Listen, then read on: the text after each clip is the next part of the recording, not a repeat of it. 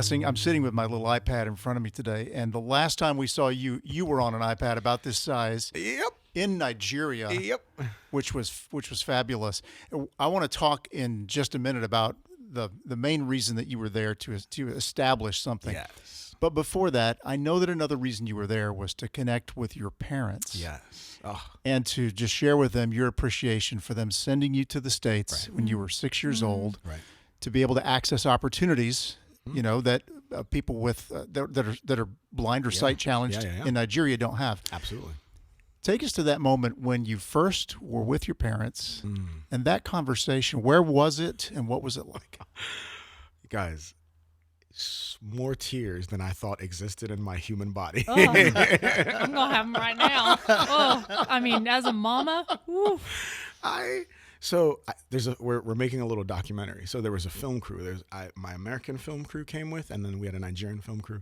Like, to paint the picture, there's like military escorts. The street was blocked. There's a GoPro, you know, like a one of those gimbals like flying overhead. So like, and the director said, Blessing, this is after 27, 28 years. This is it.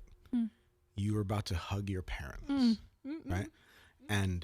And so he sends me down their little walkway, and it's me and my brothers, who I also haven't seen in forever, but like we met already earlier.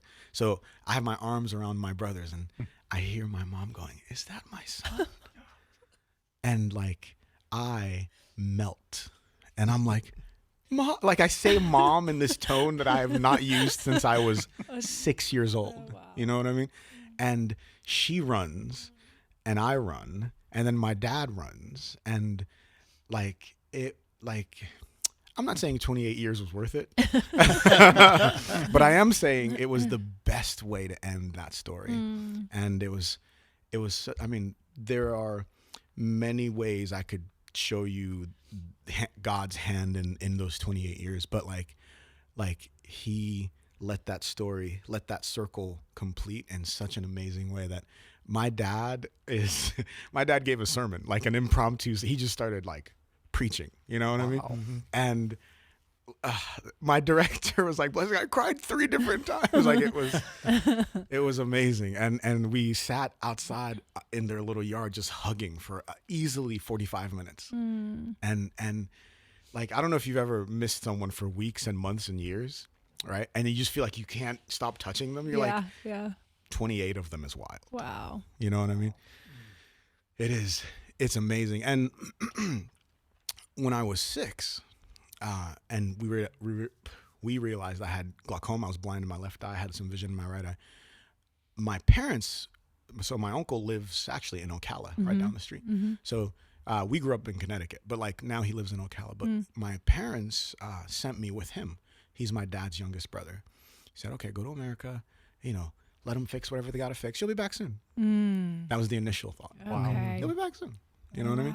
And 28 years later. Yeah. And I said to my mom, what about a year, pick a random number, 14, when there was still 14 years left? You know what I mean? Like, what did you do for all that time? And she said to me, Blessing, like, I'd be walking through my day perfectly fine, and then it would hit me in the heart that I don't know where my son is. Like, she's like, I knew you were in America, but like, I have no idea what you're doing and where you are. And she's like, it was like an act of faith to just be like, it's going to be okay. One more day. And then 28 years later, you know? And so hearing their story made me cry, because I know my story, you know what I mean? And my story, you know, they heard my story and they cried. I heard their story and I cried. And it was just like such an amazing way for God to put these puzzle pieces together, and say, see, even across the world, I was still doing what I was doing, you know what I mean? And and you know, I tell people, it's not that the story's without grief. You know, a year and a half ago, my sister died, and I visited her grave in Nigeria, and my whole family went, and that was more tears. And so my nonprofit, which I went to Nigeria to start, is named after her. It's called the Offer Mercy Fund. And so me coming to America was initially because you guys are getting a lot of story. We love it. This is what we wanted. This is what we So wanted. it was initially because when I tested into a private school in Nigeria, 3 weeks later, they kicked me out of the school because they said, well, they told my parents, your son's mentally challenged. Mm-mm. And my parents were like, well, it's funny you should mention. We thought he was actually brilliant. So explain. And they're like, well, how can he be smart? He can't see the board. Mm. Which was their limited understanding of intellect and physical disability or whatever the case is. So I came to America, promptly got into every AP class ever, blah, blah, blah, blah, blah. You know what I mean? So it's Right. Mm-hmm. and so going back to Nigeria, I thought there are a bunch of blessings Gotcha. that didn't get to do that. Mm. And even here in Nigeria, like I'll go to West Virginia, or here in Nigeria, even here in America, I'll go to West Virginia, I'll go to other parts of the country that are very impoverished, and I'll work with schools for the blind, and I'll do little mentoring things. But in Nigeria, we went to 2 different schools, and I took my parents to one of them. And so the nonprofit's job, our sole reason to exist, is to bring resources from one place to another place, so that a 6-year-old doesn't have to leave his family to do better. You know what I mean? So I said to my mom and dad, I said, here we are at this center, right?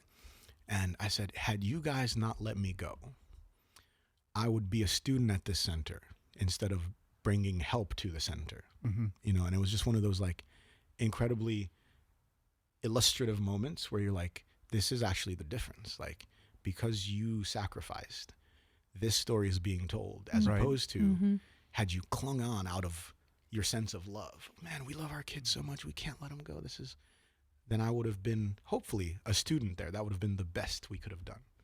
You know, so the sheer like wisdom and love they had in letting go it's so contrary, it's so contradictory.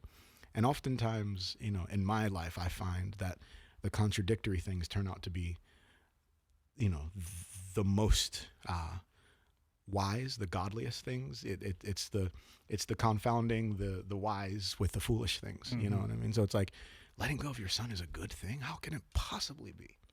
But it was. And like, man, I cried with him. I was like, I thank you is not even enough. You know, it was amazing. And as a result of this, I mean, hundreds of kids are being and will be helped by the Offer Mercy Fund. I just want to mention offermercyfund.org. Yes. Spelled like Blessing's last name, OFFOR. Yes. Offermercyfund.org. Go check it out. Please. Yeah. All right. We'll be super proud to have you check it out.